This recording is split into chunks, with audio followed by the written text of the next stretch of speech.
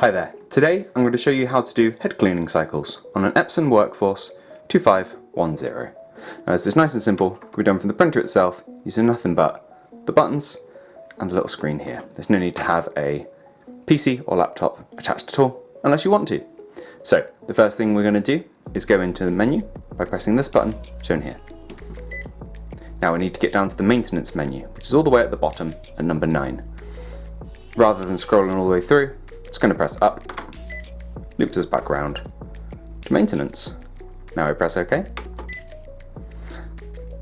Go past ink levels, past the nozzle check, which is like a test page, to head cleaning. Now to get started, we just press the colour button, shown here.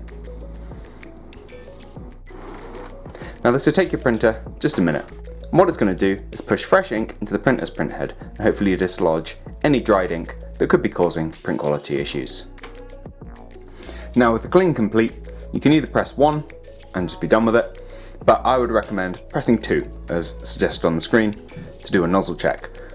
Now as I mentioned previously, this is like a test page that breaks down the 4 colours your printer can use, showing its ability to print that colour and also print fine detail in that colour.